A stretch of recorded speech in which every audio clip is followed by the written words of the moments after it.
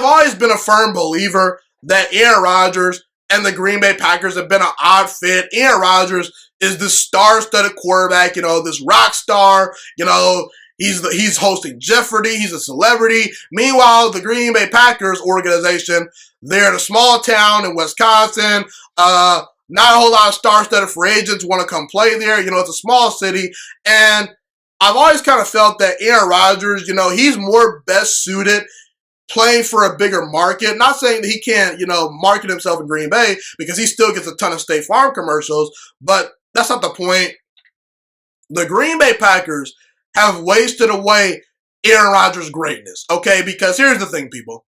Aaron Rodgers has been the Green Bay Packers starter for 13 years. The Green Bay Packers have won one Super Bowl with Aaron Rodgers as their starting quarterback. And don't say Aaron Rodgers is a choker in the playoffs.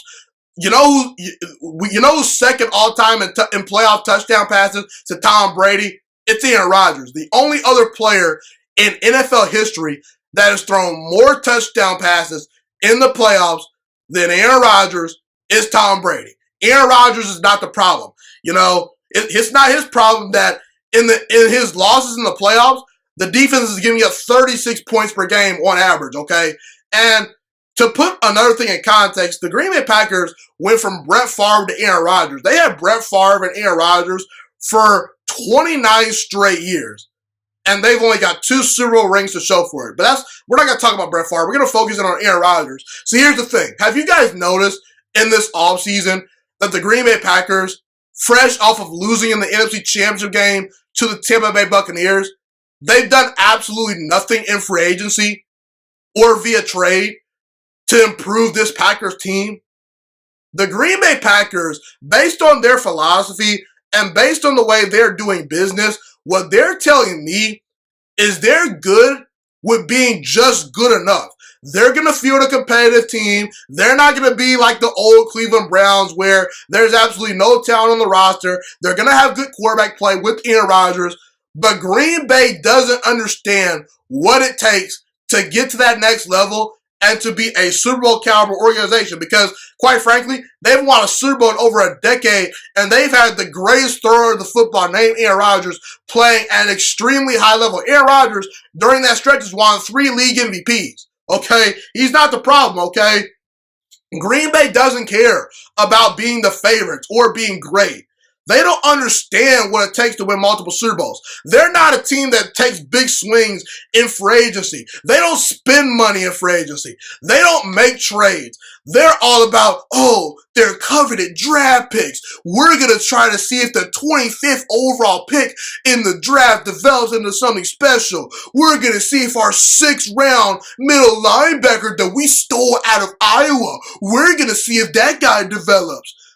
Green Bay's all about draft picks and wanting guys to develop. And I understand you want to home grow your players, but at some point, you have to realize that philosophy is just not working. You haven't been back to a Super Bowl in over a decade. And I don't want to hear about the salary cap. I am so sick and tired of that sorry, pathetic excuse from Packers fans, from, people in the organization. The New York Giants have virtually zero cap space this offseason. But you know what they did? They were flexible with their cap space. They figured it out, and they re-signed Leonard Williams. They signed the best wide receiver on the market, named Kenny Galladay, and they signed Adoree Jackson to a big-time deal.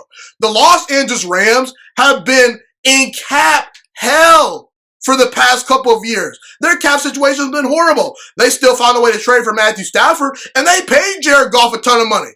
The Pittsburgh Steelers paid Ben Roethlisberger a couple of years ago. They still find ways to make moves around Big Ben. The New Orleans Saints were $100 million over the cap this offseason.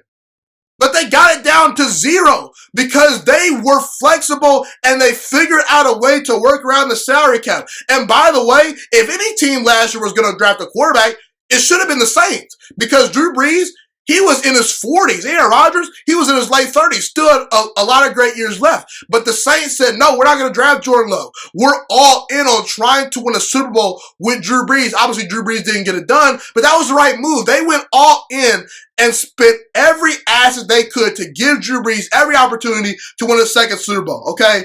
And you hear every offseason, the Green Bay Packers, they're in the market for J.J. Watt. They don't get J.J. Watt. Oh, the Green Bay Packers, they're in the market for Khalil Mack. They don't get Khalil Mack. Khalil Mack goes to their division rival, the Chicago Bears. Oh, Patrick Peterson's on the market this offseason. They don't get Patrick Peterson, despite him going for only $10 million a year. Oh, Kyle Fuller, he's out there. He signed a cheap deal this offseason, but the Packers didn't sign him. How come every year the big-time free agents just aren't coming to Green Bay? Green Bay hasn't even made a slightest of trade or a slightest of moves since making a couple of splashy moves in 2018. And I'm sorry, Brian Gutekunst or Ted Thompson, whoever's in that front office, okay, listen, that's not good enough. You need to constantly be trying to improve the team. See, what the Green Bay Packers did this year is they tried to backdoor their way to a Super Bowl championship because they said, oh, we think our team's good enough. We're going to allow these players to develop.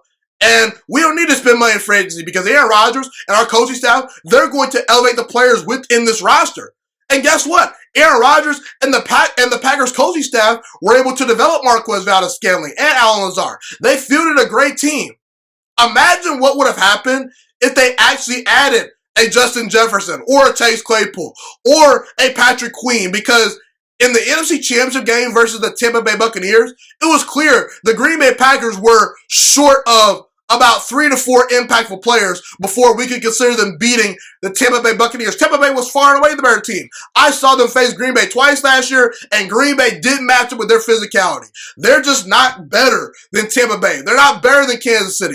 They're not better than Buffalo. They're not better than some of these teams out there, okay? They're just not from a talent perspective. The only reason why they're relevant is because Aaron Rodgers is their quarterback. And by the way, Green Bay, you got lucky with getting Brett Favre to Aaron Rodgers, okay? It's not going to happen again. So I suggest you change your ways.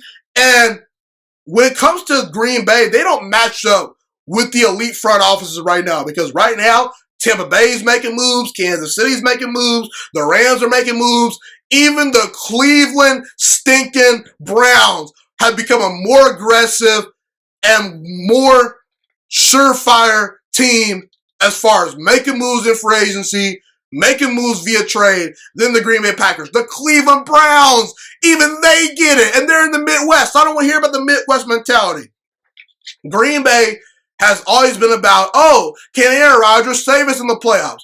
They've always been way too Aaron Rodgers dependent. The minute Aaron Rodgers throws an interception, the minute he plays a bad game, the minute Aaron Rodgers isn't perfect in the playoffs, they lose. See, what allowed Ben Roethlisberger to win multiple Super Bowls, what allowed Terry Bradshaw to win multiple Super Bowls, what allowed Troy Aikman to win multiple Super Bowls, what allowed Tom Brady to win multiple Super Bowls is their roster could fight back even when their quarterback wasn't playing great football. Tom Brady, he won a Super Bowl 13-3.